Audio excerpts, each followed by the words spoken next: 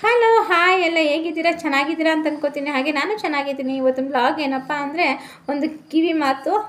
ನಾನು ಒಂದು ಹೆಣ್ಮಕ್ಳಿಗೆ ಹೇಳೋಕ್ಕೆ ಇಷ್ಟಪಡ್ತೀನಿ ಕಿವಿ ಮಾತು. ಅದು ಆಲ್ಮೋಸ್ಟ್ ನನ್ನ ಒಂದು ಜೀವನದಲ್ಲಿದೆ. ಅದನ್ನು ಒಂದು ಶೇರ್ ಮಾಡ್ಕೊಳ್ಳೋಕೆ ಇಷ್ಟಪಡ್ತೀನಿ ನಿಮ್ಮ ಹತ್ರ. ಫ್ರೆಂಡ್ಸ್, ನಾವು ಯಾವುದೇ ವಿಷಯದಲ್ಲಾಗಲಿ ಕುಗ್ಗಬಾರ್ದು. ಹೆಣ್ಮಕ್ಳುಗಳು ಏನೇ ಬರಲಿ ನಾವು ಫೇಸ್ ಮಾಡ್ತೀವಿ ಅಂತ ಒಂದು ಧೈರ್ಯವಾಗಿ ನಿಂತರೆ ನಮ್ಮ ಮನೆಯವ್ರಿಗೆ ಬಲ. ಇದು ಫ್ಯಾಮಿಲಿ ಇದೆ, ಏನೇ ಇದ್ರೂ ಫೇಸ್ ಮಾಡ್ತಾರೆ. ಅವರಿದ್ದಾರೆ ಅಂತ ನಾವು ಅವ್ರ ಮೇಲೆ ಡಿಪೆಂಡ್ ಆಗೋಕ್ಕೆ ಹೋಗಬಾರ್ದು. ಮತ್ತು ಇನ್ನೊಂದು, ಯಾವುದೇ ವಿಷಯನೂ ತೀರಾ ತೊಗೊಳಕ್ಕೆ ಹೋಗಬಾರ್ದು. ಹೆಣ್ಮಕ್ಳು ನಾವು ಯಾವುದೇ ವಿಷಯ ಬರಲಿ ಸ್ವಲ್ಪ ಅಂದರೆ ನಾವು ಎಲ್ಲ ಹೆಣ್ಮಕ್ಳು ನಾವು ಅಷ್ಟೇ ಯಾವುದೇ ಅಂದರೂ ಫಸ್ಟು ರಿಯಾಕ್ಷನ್ ಮಾಡ್ತೀವಿ. ಹೌದಾ ಅಂತ ಬ್ಲ್ಯಾಂಕಾಗಿ ನಂಬಬಾರ್ದು. ಯಾವುದೇ ವಿಷಯನೂ ಎಷ್ಟಕ್ಕೆ ತಗೋಬೇಕು ಅವ್ರ ಮುಂದೆ ನಾವು ನಂಬೋ ಥರ ಇದ್ದು ತಲೆ ಕೆಡಿಸಿ. ಮತ್ತು ಇನ್ನೊಂದು, ಯಾವುದೇ ವಿಷಯಕ್ಕೂ ತಲೆ ಕೆಡಿಸ್ಕೊಬಾರ್ದು. ನಮ್ಗೆ ಏನು ಅವಶ್ಯಕತೆ ಇತ್ತು ಅದಕ್ಕೆ ಮಾತ್ರ ನಾವು ತಲೆ ಕೆಡಿಸ್ಕೊಂಡ್ರೆ ಜೀವನದಲ್ಲಿ ನಂಬಿರ್ತೀವಿ. ಆಮೇಲೆ ಒಬ್ಬರನ್ನ ನಂಬಬೇಕಾದ್ರೂ ಅಷ್ಟೇ ನಾವು 1000 ಸಲ ಯೋಚನೆ ಮಾಡಬೇಕು. ಇವಾಗ ಏನು ಅಂದರೆ ನಂಬಿಡ್ತೀವಿ, ಮೋಸ ಹೋಗ್ತೀವಿ, ಆಮೇಲೆ ಅಳ್ತೀವಿ, ಯೋಚನೆ ಮಾಡ್ತೀವಿ, ನಮ್ಮ ಲೈಫೇ ಮುಗಿದೋಗಿರುತ್ತೆ. ಏನು ಪ್ರಯೋಜನ? ಅವ್ರು ಚೆನ್ನಾಗಿರ್ತಾರೆ, ನಾವೇ ಇಲ್ಲಿ ಅವ್ರು ಚೆನ್ನಾಗಿರ್ತಾರೆ, ನಮ್ಮನ್ನು ನಂಬಿಸಿ ಮೋಸ ಮಾಡಿ ನಮ್ಮ ಲೈಫ್ಗಳ ಜೊತೆ ಆಟ ಆಡ್ಬಿಟ್ಟು ಹೋಗ್ತಾರೆ. ಭಾವನೆಗಳ ಜೊತೆ ಆಟ ಆಡ್ಬಿಟ್ಟು ಅವ್ರ ಪಾಡಿಗೆ ಅವ್ರು ಹೋಗ್ಬಿಡ್ತಾರೆ. ಅವ್ರು ಚೆನ್ನಾಗಿರ್ತಾರೆ, ಕೊರಗೋದ್ಯಾರೋ ನಾವು ಹೆಣ್ಮಕ್ಳು. ಮತ್ತು ಏನೇ ಒಂದು, ಈಗ ನಾನು ಹೇಳೋದು, ರೋಡಲ್ಲಿ ಯಾರೋ ಬರ್ತಾ ಇರ್ತಾರೆ, ನಮ್ಮನ್ನ ಹೆಣ್ಮಕ್ಳನ್ನ ಬೇಗ ಯಾಮಾರಿಸ್ಬೋದು. ಏನು ಗೊತ್ತಾ, ನಮ್ಮ ವೀಕ್ನೆಸ್ ಏನು ಅಂತಂದರೆ ಹೆಣ್ಮಕ್ಳದ್ದು. ಈಗ ರೋಡ್ ವ್ಯಾಪಾರಿಗಳೇ ಅಷ್ಟೇ ಬರ್ತಾರೆ. ಆ ಹೆಣ್ಮಕ್ಳಾದ್ರೆ ದುಡ್ಡಿರುತ್ತೆ ಅಂತ ಅವ್ರಿಗೆ ಚೆನ್ನಾಗಿ ಗೊತ್ತಿರುತ್ತೆ. ಅವಾಗ ಏನು ಮಾಡ್ತಾರೆ, ಹೆಣ್ಮಕ್ಳಾದ್ರೆ ದುಡ್ಡಿದೆ ಅಂತ ಗೊತ್ತು ಅವ್ರಿಗೆ, ಮನೇಲಿ ಹಚ್ಚಿಟ್ಟು ಇಟ್ಟಿರ್ತಾರೆ ಅಂತ ಅವರಲ್ಲಿ ಒಂದು ಸ್ವಲ್ಪ ಎತ್ತು ಕಟ್ತಾರೆ. ನಾವು ಹೆಣ್ಮಕ್ಳು ಇಷ್ಟು ಹೊಗಳಿದ್ರೆ ಮೇಲಕ್ಕೆ ಹೋಗ್ಬಿಡ್ತೀವಿ. ಸಾಮಾನ್ಯ ನೀವೇ ಅಂತಾರ, ನಮ್ಮ ಮನೇಲಿ ನಾನು ಅಷ್ಟೇ ಆಯಿತಾ. ಹೊಗಳ್ಬಿಟ್ರೆ ಸಾಕು, ಆ 100 ರೂಪಾಯಿ ಇದ್ರೆ 100 ರೂಪಾಯಿನೂ ಕೊಟ್ಬಿಟ್ಟು ತೊಗೊಂಡ್ಬಿಡ್ತೀವಿ. ಆಲ್ಮೋಸ್ಟ್ ಇದು ಹಳ್ಳಿಗಳಲ್ಲಿ ತುಂಬಾ ನಡೆಯುತ್ತೆ. ಈ ಬೀದಿ ವ್ಯಾಪಾರಗಳಿರ್ತಾರಲ್ಲ, ಅವ್ರು ಚೆನ್ನಾಗಿ ಹೆಣ್ಮಕ್ಳನ್ನ ಯಾಮಾರಿಸ್ತಾರೆ. ಆಯಿತಾ. ಇದೇ ಡಿಸೆಂಟ್ ಈಗೊಂದು ಸ್ವಲ್ಪ ದಿನದಲ್ಲಿ ನಮ್ಮ ಮನೇಲಿ ಆಗಿತ್ತು. ಯಾರು ಬೇಡ, ನಮ್ಮಮ್ಮನೇ ಆಯಿತಾ ಬಂದರು. ನಮ್ಮಮ್ಮನ ಜೊತೆ ನೀವು ದುಡ್ಡು ಇಟ್ಟಿದ್ದೀರಾ, ಅಷ್ಟು ಇಟ್ಟಿದ್ದೀರಾ, ಇಷ್ಟು ಇಟ್ಟಿದ್ದೀರಾ ಅಂತ ಕೇಳಿದ್ರು. ನಮ್ಮಮ್ಮ ಗೊತ್ತಾಗಲಿಲ್ಲ, ಏನೋ ಆಸೆಗೋಸ್ಕರ ಹೋಗ್ಬಿಟ್ಟು 8000 ತಲೆ ಮೇಲೆ ಇಳ್ಕೊಂಡ್ರು ನಮ್ಮಮ್ಮ. ಅಂದರೆ ಅವರು ಎತ್ತು ಕಟ್ಟಿದ ತಕ್ಷಣ ನಮ್ಮಮ್ಮ 8000 ಕೊಟ್ಬಿಟ್ಟು ಒಂದು ಫ್ರಿಜ್ಜು, ಅಥವಾ ಫ್ರಿಜ್ ಅಂತಾನೆ ಏನಪ್ಪ ಕುಕ್ಕರು, ಆಳು ಮುಳು ಅಂತ ಏನೇನೋ ಕೊಟ್ಟ. ಆ 8000 ತಲೆಗಳಿದೆ. ನಮ್ಮ ಹತ್ರ ಏನು ಹೇಳಿದ್ರು 5000 ಅಂತ. ಯಾಕಂದರೆ ಎಲ್ಲ 3000 ಅಂತ ಹೇಳಿದ್ರು. ಯಾಕೆ ಅಂದರೆ ನಾವು ಬೈತೀವಿ ಅಂತ. ಹಾಗಾಗಿ ನಾನು ಹೇಳೋದು, ಯಾರೇ ನಮ್ಮನ್ನು ಎತ್ತು ಕಟ್ಟಿದ್ರು ಅಟ್ಟಕ್ಕೆ ಹೋಗಬೇಡಿ. ಆಲ್ಮೋಸ್ಟ್ ಹೆಣ್ಮಕ್ಳಿಗೆ ಹೊಗಳ್ಬಿಟ್ರೆ ಸಾಕು, ನಾವು ಮೇಲೋಗಿ ಕೂತ್ಬಿಡ್ತೀವಿ. ಕೆಲವು ಹೆಣ್ಮಕ್ಳು ಆಗೇನಿಲ್ಲ, ನಿಜವಲ್ಲೂ ಕೆಲವು ಹೆಣ್ಮಕ್ಳಿಗೆ ಆಟ್ಸಪ್ ಹೇಳ್ತೀನಿ. ಯಾಕೆಂದರೆ ಅವ್ರು ದೊಕ್ತು ಕೂಡ ಒಂದೇ ಕಡ್ಡಿ ಒಂದು ಕಡ್ಡಿ ಮುರಿದಂಗೆ ಮಾತಾಡ್ತಾರೆ. ಕೆಲವು ಹಂಗೆ ಹೆಣ್ಮಕ್ಳೆಲ್ಲ ತುಂಬಾ ಸಾಫ್ಟ್. ಅವ್ರಿಗೆ ಎಷ್ಟು ಹೇಳಿದ್ರು ಅರ್ಥ ಮಾಡ್ಕೊಳ್ಳೋ ಶಕ್ತಿನೂ ಇರೋಲ್ಲ. ಮತ್ತು ಅವ್ರಿಗೇನಂದರೆ ಅವ್ರು ನೋಡೋ ಪ್ರಪಂಚನೇ ಒಂದಿರುತ್ತೆ, ಇನ್ನೊಂದು ಪ್ರಪಂಚನೇ ಒಂದಿರುತ್ತೆ ಅಂತ ಅವ್ರಿಗೆ ಗೊತ್ತಿರಲ್ಲ. ಅವ್ರು ಏನಂದರೆ ನಂಬ್ತಾರೆ. ಈಗ ಮನುಷ್ಯನಿಗೆ ಆದರೂ ಅಷ್ಟೇ, ಎಲ್ಲೋ ಒಂದು ಕಡೆ ಒಂದು ಪ್ರೀತಿ ಸಿಗ್ತಾ ಇದೆ ಅಂತ. ಈಗ ಮನೇಲಿಗೆ ನಮ್ಮಲ್ಲಿ ಒಂದೇನೋ ಪ್ರಾಬ್ಲಮ್ ಇದೆ, ನಮ್ಗೆ ಈ ಪ್ರೀತಿ ಇನ್ನೊಂದು ಕಡೆ ಒಂದು ಅಣ್ಣ ತಮ್ಮಂದಿರೋ, ಅಕ್ಕ ತಂಗಿರೋ ಯಾರೋ ಒಂದು ಪ್ರೀತಿ ಕೊಡ್ತಾರೆ ಅಂದರೆ ನಂಬಿಡ್ತೀವಿ. ನಂಬಿಟ್ಟು ಇರೋ ಪರ್ಸ್ನಲ್ ವಿಷಯ ಎಲ್ಲ ಶೇರ್ ಮಾಡ್ಕೋತೀವಿ. ಆವಾಗ ಅವ್ರು ಏನು ಮಾಡ್ತಾರೆ, ನಾಳೆ ದಿನ ನಮ್ಮ ವೀಕ್ನೆಸ್ ಜೊತೆ ಆಟಾಡೋಕ್ಕೆ ಸ್ಟಾರ್ಟ್ ಮಾಡ್ತಾರೆ. ಈಗ ಒಂದು ಮಾತು ಬಂತು ಹೋಯ್ತು ಅಂತಂದಾಗ ಅದಕ್ಕೆ ಹೇಳೋದು, ಯಾರಿಗೂ ಯಾವುದೇ ವಿಷಯದಲ್ಲಿ ಎಂಥ ಸಂದರ್ಭದಲ್ಲಿ ಪರ್ಸ್ನಲ್ ಶೇರ್ ಮಾಡ್ಕೊಳಕ್ಕೆ ಹೋಗಬೇಡಿ. ಮತ್ತು ಎಂಥ ಸಂದರ್ಭ ಬರಲಿ ಕುಗ್ಗಬೇಡಿ. ಹೆಣ್ಮಕ್ಳು ಕುಗ್ಗಬೇಡಿ, ಸರಿನಾ.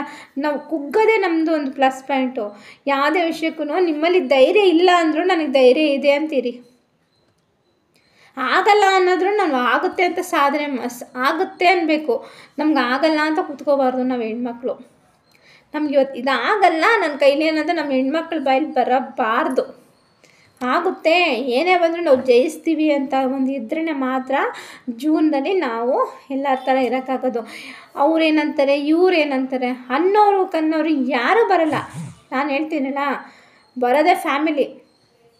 ಅಪ್ಪ ಬರ್ತಾರೆ, ಅಮ್ಮ ಬರ್ತಾರೆ, ಗಂಡ ಬರ್ತಾರೆ, ಮಕ್ಕಳು ಬರ್ತಾರೆ, ಇಷ್ಟೇ ನಮಗೆ. ಇನ್ನು ಅಂತೆ ಕಾಳ ಕಡ್ಡಿ ಯಾರೂ ಬರಲ್ಲ ನಮಗೆ.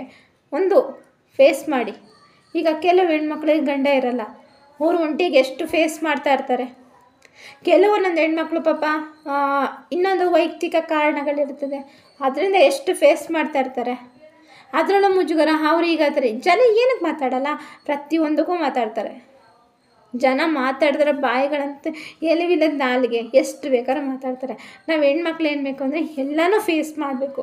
ನಾವೆಲ್ಲನೂ ಫೇಸ್ ಮಾಡಿದ್ರೇ ನಾವು ಮುಂದೆ ಒಂದು ಧೈರ್ಯವಂತ ಒಂದು ಹೆಣ್ಮಕ್ಳಾಗಕ್ಕೆ ಸಾಧ್ಯ ಹೊರತು ಅವ್ರಂದ್ರು ಅಂತ ಬೇಜಾರು ಮಾಡ್ಕೊಳ್ಳೋದು, ಹಾಳೋದು, ಕೊರಗೋದು.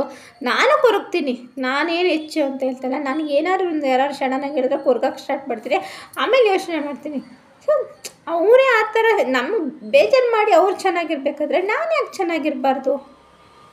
ಈಗ ನನಗೆ ಬೇಜಾರು ಮಾಡಿ ಅವ್ರು ಖುಷಿಯಾಗಿರ್ಬೇಕಾದ್ರೆ ನಾನು ಯಾಕೆ ಖುಷಿಯಾಗಿರಬಾರ್ದು ಹೇಳಿ? ಅವಾಗ ನಾನು ಯೋಚನೆ ಮಾಡ್ತೀನಿ. ಅವಾಗ ನಂದೇನಿಲ್ಲ, ನಾನಂತೂ ಎಲ್ಲದಕ್ಕೂ ಫೇಸ್ ಮಾಡ್ತೀನಿ. ಅವತ್ತು ಫಸ್ಟ್ ಆಫ್ ಆಲ್ ನಾನು ಯಾರನ್ನೂ ನಂಬಲ್ಲ. ಅವ್ರು ಎಂಥರು ಕೋಟಿ ತಂದು ಸುರಿದ್ರು ನಾನು ಯಾರನ್ನೂ ನಂಬಲ್ಲ. ನಂಬಬೇಕಾ? 1 ಸಲ 2 ಸಲ ನಂಬ್ತೀನಿ. ಆ ಮನುಷ್ಯನ ಯೋಗ್ಯತೆ ಏನಂತ ಗೊತ್ತಾ? ಬಿಟ್ಬಿಡ್ತೀನಿ ಆ ಮನುಷ್ಯನ. ಹೌದಾ, ಹಾಯ್ ಬಾಯ್ ಮನುಷ್ಯ. ನಾನು ಅಷ್ಟು ಫಸ್ಟು ನಾನು ನಿಜ ಹೇಳ್ತೀನಿ, ನಾನು ನಂಬ್ತಿದ್ದೆ. ನಂಬೋದು ಮತ್ತು ಯಾಮಾರೋದು ತುಂಬ ಅಂದರೆ ಒಂದು ಅಣ್ಣ ತಮ್ಮನ ರೀತಿಲೇ ಆಗಲಿ, ಒಂದು ರಿಲೇಟಿವಲ್ಲಿ ನಂಬಿದ್ದೀನಿ, ಮೋಸ ಹೋಗಿದ್ದೀನಿ. ಆದರೆ ಇವತ್ತು 1000 ಜನ ಬಂದು 1000 ಮಾತಾಡಿದ್ರೆ ನಾನು ನಂಬಲ್ಲ. ಫಸ್ಟ್ ಹೌದಾ ಹಾಯ್ ಅಂತ ಎಲ್ಲನೂ ಒಬ್ಬಳೇ ಫೇಸ್ ಮಾಡ್ತೀನಿ. ನಾನು ಒಬ್ಬಳೇ ನನ್ನ ಮನೆಯಲ್ಲಿ ನಾನು ಫೇಸ್ ಮಾಡೋದು ನಾನು ಒಬ್ಬಳೇ. ಎಲ್ಲನೂ ಏನೇ ಬರಲಿ ಫೇಸ್ ಮಾಡ್ತೀನಿ. ಮಾತ್ರ ಧೈರ್ಯವಾಗಿ ನಿಂತಿದ್ದೀನಿ. ಯಾಕಂದರೆ ನಾನು ಬೆಳೆದಿದ್ದ ವಾತಾವರಣ ನೋಡಿದ್ರೆ ಎಲ್ಲರಿಗಿಂತ ಧೈರ್ಯ ನಾನು ಕೆಟ್ಕೋಬೇಕು. ಅಂಥದ್ರಲ್ಲಿ ನನ್ನ ಬೆಳೆದ ವಾತಾವರಣ ಏನಂದರೆ 4 ಗೋಡೆ ಒಳಗೆ ಬೆಳೆದಿದ್ದು ನಾನು. ನನಗೆ ಹೊರಗಡೆ ಪ್ರಪಂಚ ಗೊತ್ತಿಲ್ಲ. ಆದರೆ ಎಲ್ಲ ನೀವು ಪ್ರತಿಯೊಂದು ಫೇಸ್ ಮಾಡ್ತೀನಿ. ಏನೇ ಬಂದ್ರೂ ನಾನು ಕುಗ್ಗಲ್ಲ, ನಾನು ಧೈರ್ಯವಾಗಿ ಫೇಸ್ ಮಾಡ್ತೀನಿ. ಒಬ್ಬ ಮಾತಾಡಬೇಕಾದ್ರೆ ಅಷ್ಟೇ, ಒಬ್ರು ಏನಾರು ಅಂದರು ಅಂತ ತಲೆ ಕೆಡಿಸ್ಕೊಳ್ಳೋದಾಗಲಿ, ಯೋಚನೆ ಮಾಡೋದಾಗಲಿ ನಾನು ಎಂಥದ್ದು ಮಾಡಲ್ಲ. ಆ ಕ್ಷಣಕ್ಕೆ ಯೋಚನೆ ಮಾಡ್ತೀನಿ. ನಿಜ ಬಿಟ್ಬಿಡ್ತೀನಿ, ಅದು ವಿಷಯಕ್ಕೆ ಬಿಟ್ಟು ಬೇರೆ ಕಡೆಗೆ. ಕೆಲವು ಹೆಣ್ಮಕ್ಳು ಮನಸ್ಸಲ್ಲೇ ಇಟ್ಟು ಕೊರಗ್ತಾರೆ. ಎಷ್ಟೋ ಹೆಣ್ಮಕ್ಳು ನೋಡಿದ್ದೀನಿ ಮನಸ್ಸಲ್ಲಿ. ಫಸ್ಟ್ ಆಫ್ ಆಲ್ ಹೇಳ್ತೀನಿ ಕೇಳಿ, ನಾವು ಧೈರ್ಯವಾಗಿರಬೇಕು. ಹೆಣ್ಮಕ್ಳು ಮೇಯ್ನಾಗಿ ಧೈರ್ಯವಂತರಾಗಿದ್ರೇ ಸಾಧ್ಯ. ಎಂಥದನ್ನು ಬೇಕಾದ್ರೆ ನಾವು ಫೇಸ್ ಮಾಡ್ಬೋದು, ಸರಿನಾ? ಧೈರ್ಯ ಒಂದೇ ಇಲ್ಲ ಅಂದರೆ ನಾವು ಎಲ್ಲದಕ್ಕೂ ನಾವು ಈ ಥರ ಆಯಿತು ಆ ಥರ ಆಯಿತು ಕೊರಗಬೇಕು. ಏನು ಅವಶ್ಯಕತೆ ಐತೆ ಅದು ಕೊರಗಬೇಕು. ಬೇಡದೆಲ್ಲ ತಲೆಯಿಂದ ತೆಗ್ದಾಕಬೇಕು, ಒಳ್ಳೇದ ಕಡೆ ಗಮನ ಕೊಡಬೇಕು. ಮತ್ತು ಬೇಡದಿರೋ ವಿಷಯಗಳನ್ನ ನಮಗೆ ಸಂಬಂಧಪಟ್ಟ ಹೇಳ್ತಾರೆ, ಈ ಕಿವಿಲಿ ಕೇಳಬೇಕು, ಈ ಕಿವಿಲಿ ಬಿಡ್ತಾ ಇರಬೇಕು, ಮುಂದೆ ಹೋಗಬೇಕು, ಆಯಿತಾ? ಆಮೇಲೆ ನಾವು ನಂಬ್ತೀವಿ ಅಂತ ಗೊತ್ತಾದ ತಕ್ಷಣ ನಮ್ಮ ಜೊತೆ ಬೇಕಾದಷ್ಟು ಆಟ ಆಡ್ತಾರೆ. ನಾವು ನಂಬ್ತೀವಿ ಅಂತ ಗೊತ್ತಾದರೆ ಆ ಹೆಣ್ಮಕ್ಳು ವೀಕ್ನೆಸ್ಸೇ ಸಾಕು ಅವ್ರಿಗೆ. ಎಂಥದೇ ಪರಿಸ್ಥಿತಿಲೂ ನೀವು ವೀಕ್ನೆಸ್ ಅಂತ ತೋರಿಸ್ಕೊಬೇಡಿ. ಎಂಥದೇ ಪರಿಸ್ಥಿತಿಲೂ ನಾನು ಸ್ಟ್ರಾಂಗ್ ಆಗಿದ್ದೀನಿ, ನಾನು ಸ್ಟ್ರಾಂಗ್ ಅಂತಲೇ ನಾವು ತೋರಿಸ್ಕೋಬೇಕೇ ಹೊರತು ನಾನು ವೀಕ್ನೆಸ್ ಅಂತ ತೋರಿಸ್ಕೊಬೇಡಿ. ವೀಕ್ನೆಸ್ ಅಂತಿದೆಯಲ್ಲ, ಅದು ನಮ್ಮನ್ನು ಭಾಳ ಆಟ ಆಡಿಸ್ಬಿಡುತ್ತೆ ನಮ್ಮ ಲೈಫಲ್ಲಿ. ಅದಕ್ಕೇನು ಹೇಳೋದು, ಎಂಥದೇ ಕಷ್ಟ ಬರಲಿ ಸುಖ ಬರಲಿ ಮುಂದೆ ನಡೀರಿ. ನಮ್ಮ ಕೈಲಿ ಆಗಲ್ಲ ಅನ್ನೋದಿಲ್ಲ. ನಾವು ಹೆಣ್ಮಕ್ಳ ಕೈಲಿ ಆಗದಿರೋಂಥ ಕೆಲಸ ಇಲ್ಲ. ನಾವು ಹೋದ್ರೆ ಹೊರಗಡೆ ದುಡಿಯೋಕ್ಕೂ ಸೈ, ಮನೆ ಒಳಗೆ ದುಡಿಯೋಕ್ಕೂ ಸೈ, ಆಯಿತಾ? ಮನೇಲಿ ಹೋದ್ರೆ ಹೊರಗಡೆ ಹೋಗಿ ದುಡಿಯೋಕೆ ಹೋದ್ರೆ ಒಂದು 10,000 ಸಂಬಳ ತಂದೇ ತರ್ತೀವಿ. ಮನೆ ಒಳಗಿದ್ರೂ ದುಡಿತೀವಿ. ಕೆಲವು ಹೆಣ್ಮಕ್ಳಿಗೆ ಗಂಡನ ದುಡಿಬೇಕು, ಹೆಣ್ಮಕ್ಳು ದುಡಿಬೇಕು. ಸ್ಟ್ರಾಂಗಾಗಿ ಲೈಫಲ್ಲಿ ಏನೇ ಬಂದರೂ ಫೇಸ್ ಮಾಡಿ, ಧೈರ್ಯ ಕೆಡಬೇಡಿ ಅಷ್ಟೇ. ಧೈರ್ಯ ಕೆಟ್ಟರೆ ಅದು ನಮ್ಮ ಬಲಹೀನತೆನ ನಾವೇ ಕುಗ್ಗಿಸ್ದಂಗೆ ಆಗುತ್ತೆ. ಅದಕ್ಕೆ ಹೇಳ್ತೀನಿ, ಯಾರು ಯಾವುದೇ ವಿಷಯ ಧೈರ್ಯ ಕೆಡಬೇಡಿ. ನಾನು ಒಬ್ಬಳೇ ಧೈರ್ಯ ಕೆಡಲ್ಲ. ನಾನು ನೀವು ನಂಬ್ತೀರ ಬಿಡ್ತೀರ, ನಾನು ಎಂಥದೇ ಬಂದರೂ ಫೇಸ್ ಮಾಡ್ತೀನಿ. 100 ಜನ ಬಂದು ನಿಂತ್ಕೊಂಡ್ರು ಒಬ್ಬಳೇ ಉತ್ತರ ಕೊಡ್ತೀನಿ ನಾನು, ಸರಿ? ನಾನು 100 ಜನ ಬಂದು ನನ್ನ ಮುಂದೆ ನಿಂತ್ಕೊಂಡ್ರು ನಾನೊಬ್ಬಳೇ ಸಾಕು ಮಾತಾಡೋಕ್ಕೆ. ನನ್ನ ಒಂದೊಂದು ಮಾತುಗಳೇ ಸಾಕು. ಆದರೆ ಇವತ್ತವರೆಗೂ ನನ್ನ ಫ್ಯಾಮಿಲಿ ನನ್ನ ಅಷ್ಟೇ ಇಷ್ಟಪಡ್ತದೆ. ಯಾಕೆ ಅಂದರೆ ಏನೇ ಕಷ್ಟ ಬಂದರೂ ಎದುರಿಸಿ ಒಂದು ಮುಂದೆ ನಿಂತಿದ್ದಾಳೆ ಇವತ್ತು ಅಂತ ನನ್ನ ಫ್ಯಾಮಿಲಿ ಇವತ್ತಿಗೂ ನನಗೆ ರೆಸ್ಪೆಕ್ಟ್ ಕೊಡುತ್ತೆ. ಎಂಥದೇ ಪರಿಸ್ಥಿತಿಲಿ ಬರಲಿ, ನಾನು ಯಾರನ್ನೂ ಬಿಟ್ಕೊಡ್ಲಿಲ್ಲ, ಇದು ಮಾಡಲಿಲ್ಲ. ಮತ್ತು ಯಾರ ಹತ್ರನೂ ಕೈ ಮಾತ್ರ ಚಾಚಲ್ಲ. ಅದೊಂದು ಪ್ಲಸ್ ಪಾಯಿಂಟ್ ನನ್ನ ಹತ್ರ. ಎಂಥದೇ ಪರಿಸ್ಥಿತಿ ಬರಲಿ, ಕಷ್ಟನೇ ಬರಲಿ, ಸುಖನೇ ಬರಲಿ, ಭಗವಂತ ನಾನು ನೆಚ್ಚಿರೋ ರಾಯರೇ ಆಗಲಿ, ನನ್ನ ಮನೆ ದೇವರಾಗಲಿ, ಒಬ್ಬರ ಹತ್ರ ಈ ಕೈನ ಹಸ್ತನ ಚಾಚನ್ನು ಕೊಟ್ಟಿಲ್ಲ, ಮುಂದೇನೂ ಕೊಡೋದು ಬೇಡ ಅಂತ ಕೇಳ್ಕೊತೀನಿ. ಎಂಥದೇ ಊಟ ಇಲ್ವಾ ಹಸ್ಕೊಂಬಲ್ಕೊಂಬಿಡ್ತೀವಿ, ಸ್ವಾಭಿಮಾನ ಮಾತ್ರ ಬಿಟ್ಕೊಡಲ್ಲ. ಎಂಥ ಪರಿಸ್ಥಿತಿ ಸ್ವಾಭಿಮಾನ ಬಿಟ್ಕೊಡ್ಬಾರ್ದು. ನಾವು ಹೆಣ್ಮಕ್ಳು ನಾವು ಪ್ರತಿಯೊಬ್ಬರು ಅಷ್ಟೇ ಕಷ್ಟ ಏನಿದ್ರು ಮನೆಯೊಳಗೆ ಬಚ್ಚಿಡ್ತೀವಿ. ಮತ್ತು ಎಂಥ ಗೆಳತಿನೇ ಆಗಲಿ, ಅಕ್ಕನೇ ಆಗಲಿ, ತಂಗಿನೇ, ಫ್ರೆಂಡೇ ಆಗಲಿ, ಯಾರ ಹತ್ರ ವೀಕ್ನೆಸ್ ಬಿಟ್ಕೊಡ್ಬೇಡಿ. ವೀಕ್ನೆಸ್ಸಸ್ಸು ಒಟ್ಟೂ ಬಿಟ್ಕೊಡ್ಬೇಡಿ. ಇಷ್ಟುದ ವೀಕ್ನೆಸ್ ಬಿಟ್ಕೊಡ್ಬೇಡಿ. ತೀರಾ ನನಗೆ ಕ್ಲೋಸು ಅಂದ್ರೂ ವೀಕ್ನೆಸ್ ಬಿಟ್ಕೊಡ್ಬಿಡಿ. ಅದು ನಾಳೆ ದಿನ ಒಂಚೂರು ಪಬ್ಲಿಸಿಟಿ ಆಗೇ ಆಗುತ್ತೆ, ನಮಗೆ ಕುತ್ತು ಬಂದೇ ಬರುತ್ತೆ. ಅದು ಫ್ಯಾಮಿಲಿನಾದರೂ ಸರಿ, ಗೆಳತಿಯರಾದ್ರೂ ಸರಿಯೇ. ಎಲ್ಲೋ 100ಕ್ಕೆ 1 ಗೆಳತಿ ವಿಷಯನ ಸ್ಪ್ರೆಡ್ ಮಾಡ್ದಂತೆ ಇಟ್ಕೊಳ್ಳೋ ಅಂಥವ್ರು ಅಷ್ಟೇ ಹೊರತು ಇನ್ಯಾರು ಸ್ಪ್ರೆಡ್ ಯಾರು ಅಷ್ಟೇ. ಒಂದು ಮಾತು ಬಂದಾಗ ಅದು ಇನ್ನೊಂದು ಕಡೆ ಹೋಗುತ್ತೆ ಮಾತುಗಳು. ಹಾಗಾಗಿ ಹೇಳ್ತೀನಿ, ನಾವು ಹೆಣ್ಮಕ್ಳು ಯಾವುದೇ ವಿಷಯದಲ್ಲಿ ಸೋಲ್ಬೇಡಿ, ಧೈರ್ಯವಾಗಿರಿ. ಏನೇ ಬಂದರೂ ಫೇಸ್ ಮಾಡಿ, ಕುಗ್ಗಬೇಡಿ ಅಷ್ಟೇ. ಕುಗ್ಗಿದ್ರೆ ನಮ್ಮ ಬಲಹೀನತೆ ಸರಿನಾ. ನಾವು ಕುಗ್ಗಬೇಕಾಗಿರೋದು ಯಾರಿಗೆ ಗೊತ್ತಾ? ಫ್ಯಾಮಿಲಿಗೋಸ್ಕರ, ನಮ್ಮ ಗಂಡಂದಿರಿಗೆ, ಅತ್ತೆ ಮಾವನಿಗೆ, ಅಪ್ಪ ಅಮ್ಮನಿಗೆ, ಅಣ್ಣ ತಮ್ಮಂದಿರಿಗೆ, ಅಕ್ಕ ತಂಗಿರಿಗೆ ತಲೆ ಬಾಗೋಣ. ಯಾಕಂದರೆ ನಮ್ಮ ತಪ್ಪಿದ್ರೆ ತಲೆ ತಗ್ಸೋಣ, ಅವ್ರು ಸೈ ಅಂತಾರೆ. ಅದು ಬಿಟ್ಟು ಬೇರೆ ಯಾವುದೇ ವಿಷಯ ಆಗಲಿ, ಬೇರೆ ಯಾರಿಗೆ ಆಗಲಿ ತಲೆ ಬಾಗಬೇಡಿ. ಎಲ್ಲರಿಗೂ ಫೇಸ್ ಮಾಡಿ. ನೀನು ಅಂದರೆ ನಿಮ್ಮ ತಾತ ಅಂತ ನಿಂತ್ಕೊಳ್ಳಿ, ತಲೆ ಕೆಡ್ಸ್ಕೊಂಬೇಡಿ ಸರಿನಾ. ನಾವು ಬಾಗಬೇಕಾಗಿರೋದು ಹೇಳಿ, ಅತ್ತೆ ಮಾವನಿಗೆ, ಅಪ್ಪ ಅಮ್ಮನಿಗೆ, ಅಣ್ಣ ತಮ್ಮಂದಿರು, ಅಕ್ಕ ತಂಗಿರು, ನಮ್ಮ ಕಟ್ಕೊಂಡಿರೋ ಗಂಡನಿಗೆ, ಇಷ್ಟಕ್ಕೆ ಮಾತ್ರ ನಾವು ತಲೆ ಬಾಗೋಣ. ಮುಂದೆ ಬರೋ ಸಂಬಂಧಗಳಿಗೆ ಬಾಗೋಣ. ಅದು ಅವ್ರು ನಮಗೆ ಅಂತ ಇದ್ದಾರೆ ಆ ಸಂಬಂಧ ಅಂದರೆ ಬಾಗೋಣ.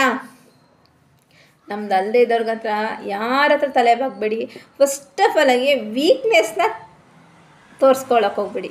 ನಾನು ವೀಕ್ನೆಸ್ ಅಂತ ತೋರಿಸ್ಕೊಂಡ್ರೆ ಮಾತ್ರ ನಿಮ್ಮ ಭಾವನೆಗಳ ಜೊತೆ ತುಂಬ ಚೆನ್ನಾಗಿ ಆಟ ಆಡ್ತಾರೆ. ವೀಕ್ನೆಸ್ ಆಗಬೇಡಿ. ವೀಕ್ನೆಸ್ ಏನು ಗೊತ್ತಾ? ಒಳಗಿರಬೇಕು, ಹೊರಗಡೆ ಅಲ್ಲ ಅಷ್ಟೇ. ಅದು ಇಷ್ಟು ನಾನು ಹೇಳೋಕ್ಕೆ ಇಷ್ಟಪಡ್ತೀನಿ. ಆಲ್ಮೋಸ್ಟ್ ಇದರಲ್ಲಿ ನಾನು ತುಂಬಾ ನೋವನ್ನ ಅನುಭವಿಸಿದ್ದೀನಿ. ನನ್ನ ವೀಕ್ನೆಸ್ ಅಂತ ನಾನು ತೋರಿಸ್ಕೊಡಲ್ಲ ಆಯಿತಾ. ನಾನು ವೀಕ್ನೆಸ್ ಆಗೂ ಇಲ್ಲ, ನಾನು ಏನೇ ಬಂದರೂ ಫೇಸ್ ಮಾಡ್ತೀನಿ. ಅದು ಎಂಥದೇ ಬಂದರೂ 100 ಜನ ಬಂದು ನಿಂತ್ಕೊಂಡ್ರು ಫೇಸ್ ಮಾಡೋ ಕೆಪಾಸಿಟಿ ನನಗಿದೆ. ನಾನು ಬೆಳೆದಿದ್ದು ವಾತಾವರಣ ನೋಡಿದ್ರೆ ನಾನು ಯಾರನ್ನೂ ಫೇಸ್ ಮಾಡೋಂಗೆ ಇಲ್ಲ. ಯಾಕಂದರೆ ನಾನು ಪೇಷಂಟಾಗಿ ಬೆಳೆದಿರೋದ್ರಿಂದ 4 ಗೋಡೆ ಒಂದು ಪ್ರಪಂಚ ಬಿಟ್ಟರೆ ನಾನು ಮದುವೆ ಆಗೋವರೆಗೂ ನನಗೆ ಹೊರಗಡೆ ಪ್ರಪಂಚ ಕೊಟ್ಟಿಲ್ಲ. ಆಮೇಲೆ ಹೇಳಿಲ್ಲ ನನಗೆ ನಮ್ಮ ತಂದೆ ತೀರೋದ್ರು ಅಂತ ಚಿಕ್ಕ ವಯಸ್ಸಿಗೆ ನನ್ನ ಮದುವೆ ಮಾಡಿದರು. ಬೇಗನೆ ಮದುವೆ ಮಾಡಿಬಿಟ್ರು ನನಗೆ ಇನ್ನೂ ಏನು ಜೀವನದ ಅನುಭವನೇ ಇಲ್ಲ. ಜೀವನದ ಅನುಭವ ಏನು ಅಂತ ನನಗೆ ಇವಾಗ ನನಗೆ ಜೀವನದ ಅನುಭವ ಏನು ಅಂತ ಗೊತ್ತಾಗ್ತೈತೆ. ಹಾಗಾಗಿ ಏನೇ ಬಂದರೂ ಫೇಸ್ ಮಾಡಿರಿ. ಹಾಗೆ ಫ್ರೆಂಡ್ಸ್, ನಾವು ಏನೇ ಬಂದರೂ ಫೇಸ್ ಮಾಡಬೇಕು. ಹಾಗೆ ನನ್ನ ಈ ವಿಡಿಯೋ ನಿಮ್ಗೆ ಇಷ್ಟ ಆದರೆ ಲೈಕ್ ಮಾಡಿ, ಕಮೆಂಟ್ ಮಾಡಿ, ಶೇರ್ ಮಾಡಿ. ನನ್ನ ಮಾತಿಂದ ನಿಮ್ಗೆ ಏನಾರು ಪ್ಲಸ್ ಪಾಯಿಂಟ್ ಕಂಡ್ರೆ ಅಲ್ಲ ಮೈನಸ್ ಕಂಡ್ರೆ ಕಮೆಂಟ್ ಹಾಕಿ.